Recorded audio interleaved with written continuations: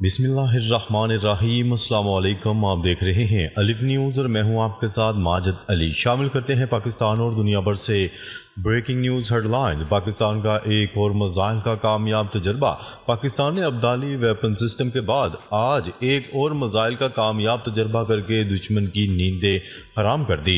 पाक फौज के शोबा ताल्लुकात आमा ISPR के मुताबिक अल-फतह मिसाइल का कामयाब तजर्बा किया गया।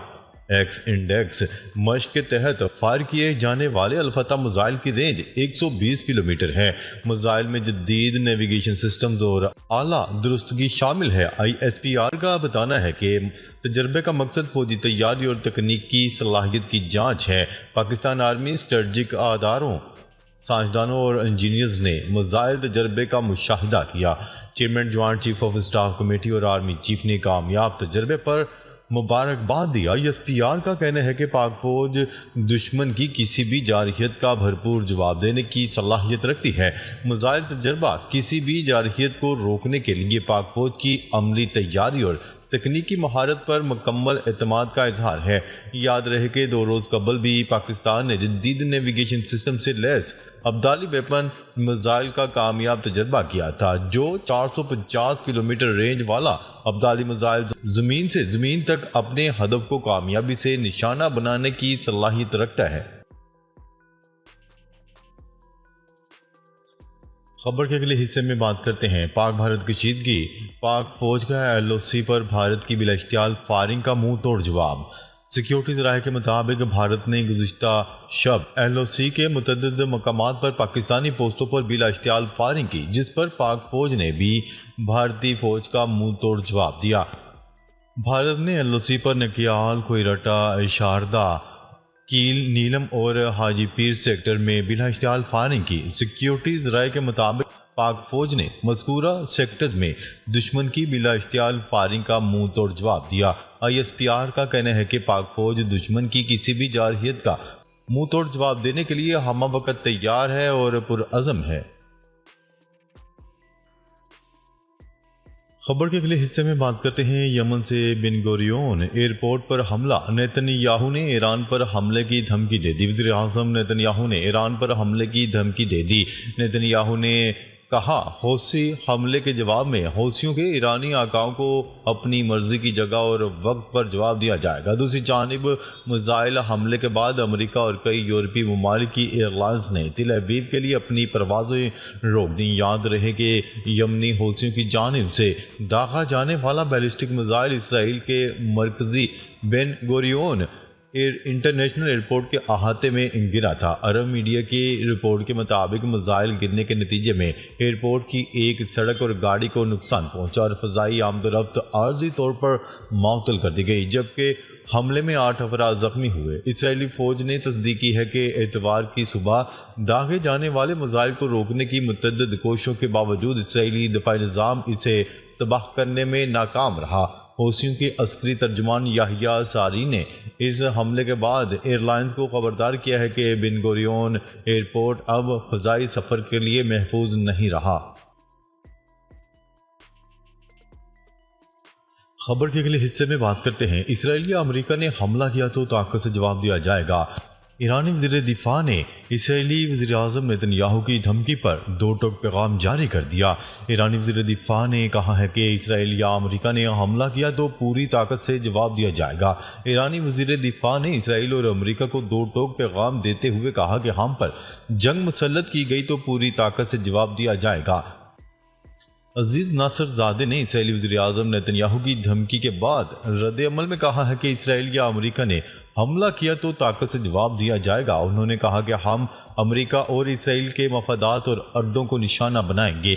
वाज़ेह रहे कि इसराइली वज़ीर आज़म नेतन्याहू ने एक्स पर अपने बयान में कहा है कि इसराइल हौसियों के हमलों का जवाब इनके सरपरस्त ईरान पर हमला करके देगा। हम हौसियों के हमलों का जवाब उस वक्त और उस जगह देंगे जो हम मुंतखब करेंगे।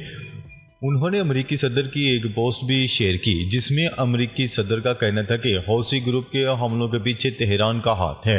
नेतन्याहू ने अमेरिकी सदर की पोस्ट शेयर करते हुए लिखा कि डोनाल्ड ट्रंप बिल्कुल दुरुस्त कह रहे हैं, हौसियों के हमलों के पीछे ईरान का हाथ है।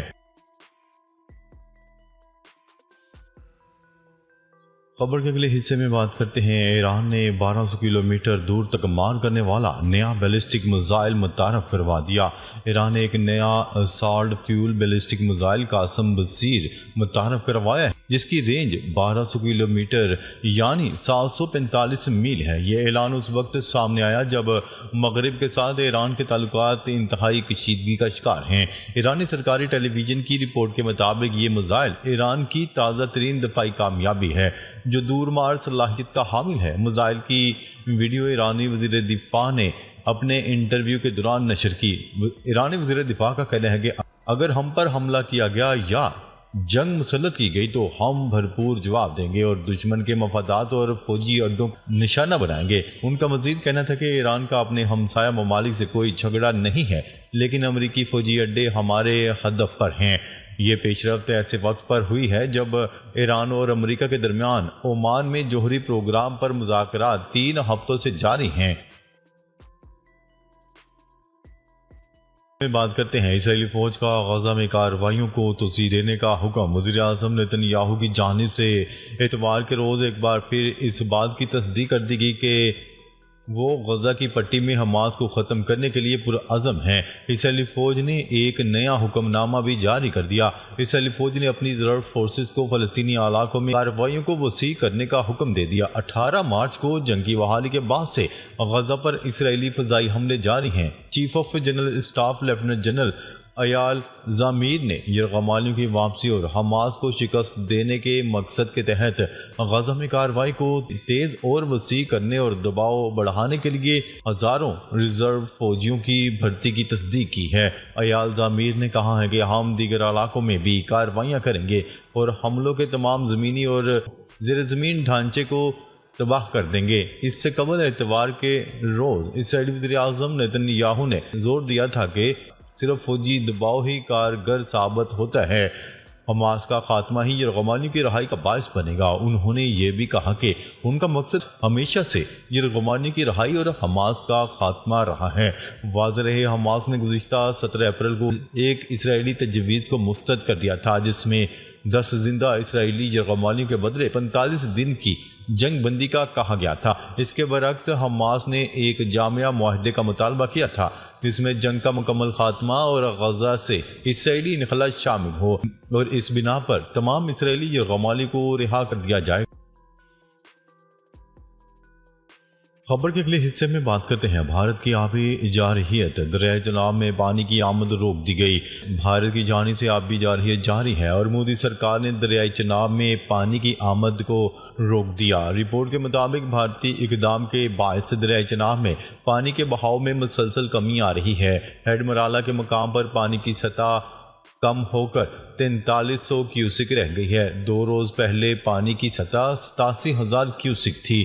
رپورٹ کے مطابق اس مقام پر معمول کے مطابق 25 سے 30 ہزار کیوسک پانی بہتا ہے۔ بھارت کی جانب سے دریائے چناب پر موجود ڈیم سے پانی بند کرنے کی ویڈیو بھی وائرل کی گئی ہے۔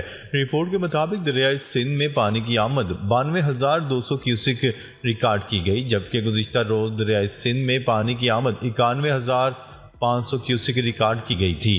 دریائے جہلم میں پانی کی آمد 44,300 کیوسک ریکارڈ کی گئی، جبکہ دریائے جہلم میں گزشتہ روز پانی کی آمد 44,000 کیوسک ریکارڈ کی گئی تھی۔ واضح رہے کہ پہلگام واقعے کے بعد بھارت نے الزام تراشی اور اشتعال انگیزی کرتے ہوئے پاکستان کے ساتھ سنتاس معاہدہ معطل کرنے اور سفارتی عملے کو بھارت چھوڑنے کی ہدایات کی تھیں۔ مودی سرکار نے پاکستان کے حوالے سے کئی جارحانہ فیصلے کیے تھے۔ خبر کے اگلے حصے میں بات کرتے ہیں۔ امریکہ کی نئی ٹریول ایڈوائزری جاری، اپنے شہریوں کو بھارت کے سفر سے روک دیا۔ امریکہ نے اپنے شہریوں کے لیے پاکستان اور بھارت کے لیے نئی ٹریول ایڈوائزری جاری کر دی، جس میں امریکی شہریوں کو ان ممالک کا سفر نہ کرنے کی ہدایات کی گئی ہیں۔ امریکی محکمہ خارجہ کے مطابق جرائم اور دہشت گردی کے پیش نظر امریکی شہری بھارت کے سفر سے گریز کریں، کیونکہ جموں و کشمیر اور لداخ کے علاقوں میں بدامنی اور حملوں کے خطرات ہیں۔ پاکستان بھارت سرحدوں پر مسلح تصادم کے خطرات ہیں۔ محکمہ خارجہ کا کہنا ہے کہ دہشت گردی کی وجہ سے وسطی مشرقی بھارت کے حصے غیر محفوظ ہیں، جبکہ منی پور تشدد اور جرائم کی وجہ سے غیر محفوظ قرار دیا جاتا ہے۔ بھارتی حکام کے مطابق ملک میں ریپ کے واقعات میں اضافہ ہوا ہے۔ بھارتی سیاحتی مقام پر پرتشدد جرائم، جنسی حملوں کی رپورٹ ہیں۔ بھارت میں دہشت گرد بغیر کسی وارننگ کے حملے کر سکتے ہیں۔ بھارت میں سیاحتی مقام، نقل و حمل کے مراکز اور شاپنگ مالز پر حملے ہو سکتے ہیں۔ بازاروں، سرکاری عمارتوں کو نشانہ بنایا جا سکتا ہے۔ ناظرین، اب تک کے لیے اتنا ہی۔ مزید خبریں لے کر بہت جلد آپ کی خدمت میں حاضر ہوں گے۔ تب تک کے لیے اپنا خیال رکھیے گا۔ اللہ نگہبان۔